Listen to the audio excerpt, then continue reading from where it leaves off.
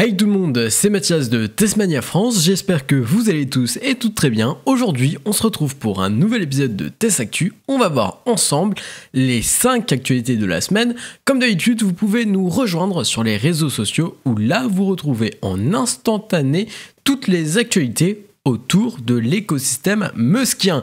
Nous, on y va dès maintenant. À Boca Chica, le prototype SN8 de Starship a maintenant sa coiffe. Son nose-cone a été soudé à ce dernier la semaine dernière.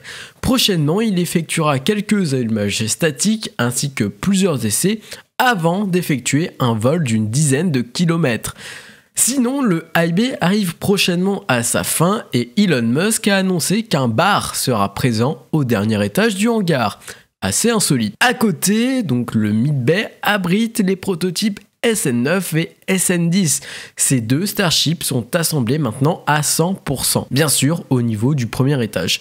Il ne reste plus qu'à ajouter les ailerons inférieurs ainsi que le carénage aérodynamique sur SN10.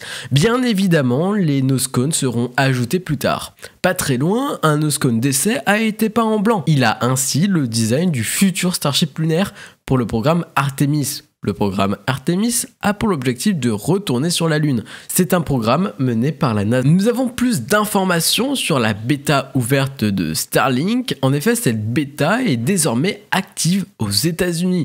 Elle porte le nom Mieux que rien.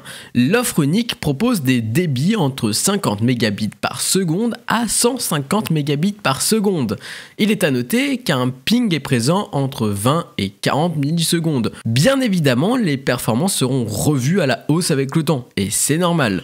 Du côté des tarifs, on est sur un premier apport de 499 $ pour obtenir la parabole, plus le modem, plus les câbles. Puis, on approche à un abonnement mensuel de 99 $ par mois. Le service reste abordable pour le marché américain, car en fait, les services concurrents sont au même prix et moins performants. Donc, Starlink est très avantageux pour les Américains. Le prix sera revu à la baisse au fil du temps et bien évidemment pour la France et l'Europe, Starlink aura un prix bien plus inférieur et il sera d'un coup plus adapté au marché. Pas besoin de s'inquiéter, normalement Starlink sera moins onéreux en France. De plus, une application est disponible aux États-Unis et au Canada sur iOS et Android. Elle a pour rôle de simplifier la configuration et la gestion. Il est à noter qu'une fonctionnalité très intéressante est visible sur iOS via la caméra utilisant la réalité augmentée. On remarque une zone signalée qui correspond à la zone découverte à avoir en fait à l'extérieur pour que la parabole soit opérationnelle. Cette parabole est à mettre dehors sur un balcon, sur le toit ou même sur la terrasse. En tout cas, SpaceX souhaite rendre Starlink simple à manier et ça se voit. Par exemple, dans la boîte, tous les câbles sont déjà reliés. Allons maintenant en Asie où Tesla fait pas mal de bruit ces derniers temps. En effet, Tesla a tenu une visioconférence avec le gouvernement indien le 22 octobre 2020.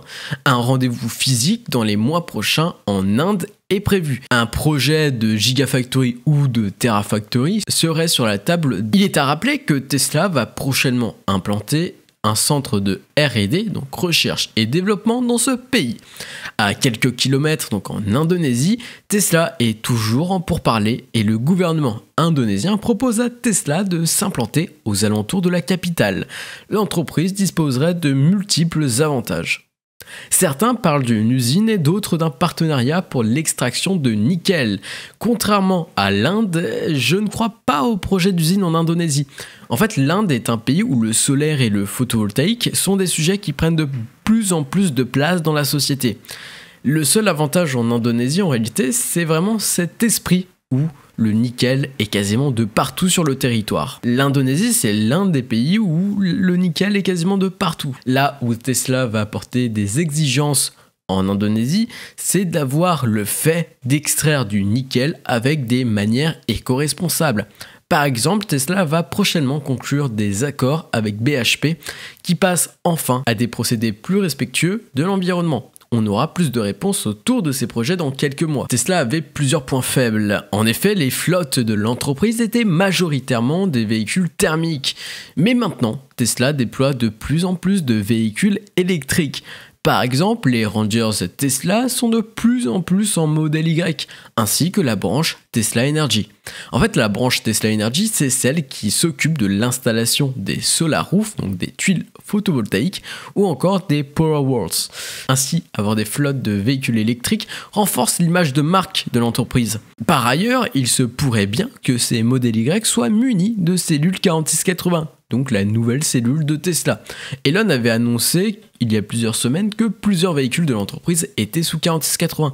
Et vous, pensez-vous que cela soit une bonne chose de voir le staff Tesla se déplacer en véhicule Tesla? N'hésitez pas à me le dire en commentaire. La dernière actualité de la semaine, c'est bien sûr une vidéo. Enfin, le FSD Tesla est déployé. Le FSD, c'est la conduite 100% autonome. L'Early Access du FSD apporte pas mal de fonctionnalités supplémentaires comme le changement de voie en ville, le fait d'aborder des intersections avec le franchissement des feux pour aller à gauche ou à droite. Bref, le FSD est maintenant autonome.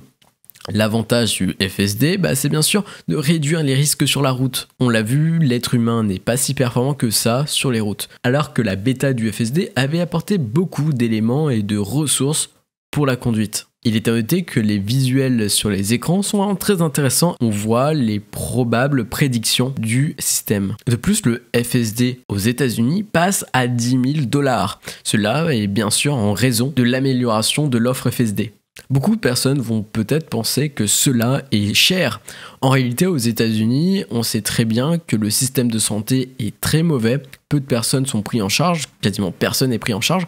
Et donc, l'objectif, c'est bien sûr de ne pas avoir d'accident bêtement. Et le FSD est une ressource, est un outil pour éviter d'atterrir à l'hôpital et d'avoir des frais supplémentaires. C'est une vision très différente de la nôtre en France, mais Tesla sera certainement en train de réadapter l'offre. Par exemple, l'abonnement pour le FSD est une première vision pour un business model différent.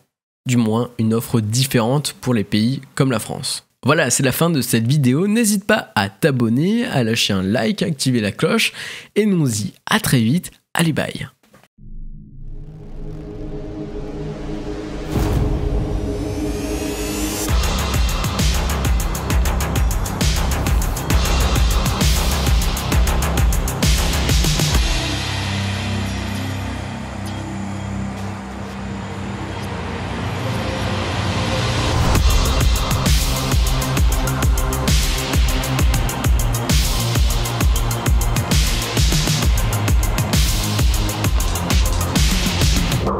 Three, two, one.